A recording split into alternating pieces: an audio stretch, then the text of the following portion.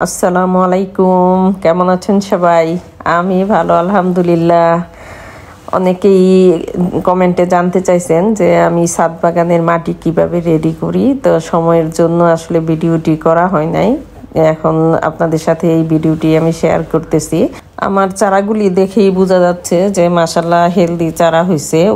আর healthy চারা করতে হলে অবশ্যই আপনাকে মাটিটা উর্বর করে করতে হবে।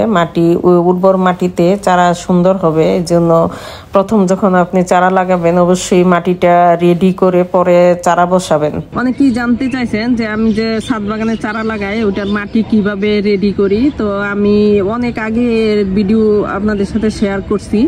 এখন অনেকেই আবার নতুন ফলোয়ার্সরা জানতে চাচ্ছেন যে আমার ছাদ বাগানের মাটি আমি কিভাবে রেডি করি। তো আমি কিভাবে ছাদ বাগানের মাটি রেডি করি তাই আপনাদের সাথে আমি শেয়ার করব। এখন আমি এখানে মাটিগুলি আগের থেকেই শুকায় নিছি, রোদ্রে শুকায়া একদম ঝরঝরে করে নিছি মাটিগুলি। বিসমিল্লাহ। আমি এটা গোবর দিয়ে দিলাম, এটা বাড়ি থেকে নিয়ে আসা গোবর।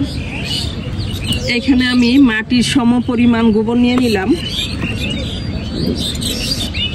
এখানে আমি অল্প টিএসপি ঢেব এই দুইটা একসাথে মিলাই নিলাম। অল্প কিছু পরিমাণ পটাশ দিয়ে দিলাম। আমি অল্প কিছু পরিমাণ এটা নিম খোল বলতে এটা নিম পাতা আমি শুকাইয়া ভেঙে রাখছি, এটা দিয়ে দিব গাছের জন্য, পোকামাকড় ছত্রাক আক্রমণ না করতে পারে এই জন্য। এখানে আমি অল্প ফুরাডন দিয়ে দিলাম। আমি এখন অল্প এটা হাড়ের গুঁড়া দিয়ে দিলাম।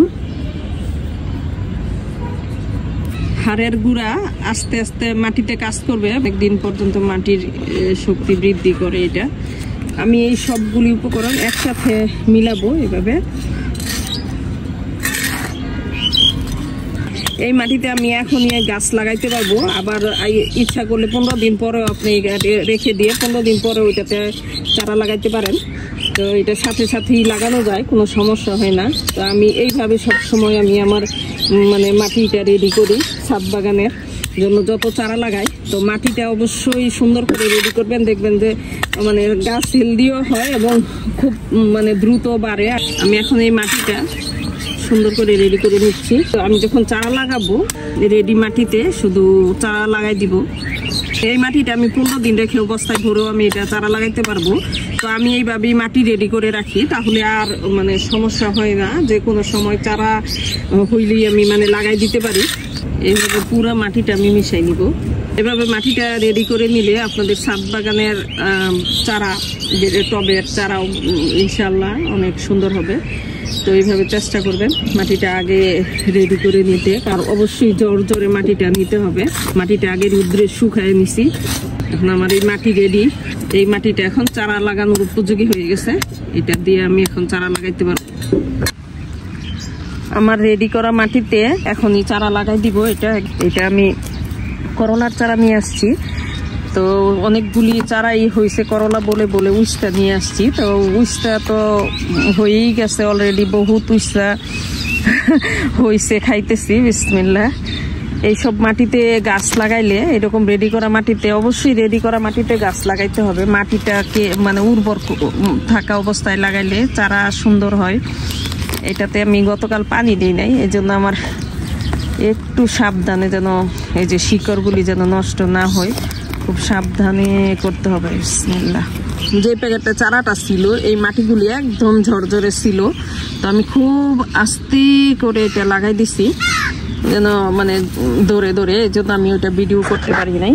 তো এখন আর 4টা চারা একসাথেই লাগাইতে হবে, যেহেতু প্যাকেটে থাকে ওইখান থেকে আলগা করতে নিষেধ করে, কারণ আলগা করলে অন্যান্য চারার ক্ষতি হয়, কি চারা বাঁচে না। এই জন্য প্যাকেটের চারাগুলি এইভাবেই লাগাই দিতে হয়। তো আমি মাশাআল্লাহ এখানে 4টা করলার চারা লাগাই দিলাম। এখন এটাতে পানি দিয়ে দিব। বিসমিল্লাহ। এটাতে এখন পানি দিয়ে দিব।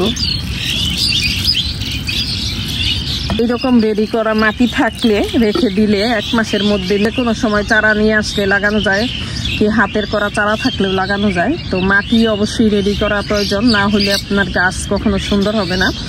আমি চারা কিনলেও একদম ছোট ছোট চারা কিনি, যেন আমি এটাকে সুন্দর করে তৈরি করে উঠাইতে পারি, গাছটাকে হেলদি করে মানে খুব সুন্দর করে উঠাইতে পারি। আর বড় চারা আমি কখনোই কিনি না, একদম ছোট ছোট চারা কিনি। তো এই তো আমার চারা লাগানো শেষ।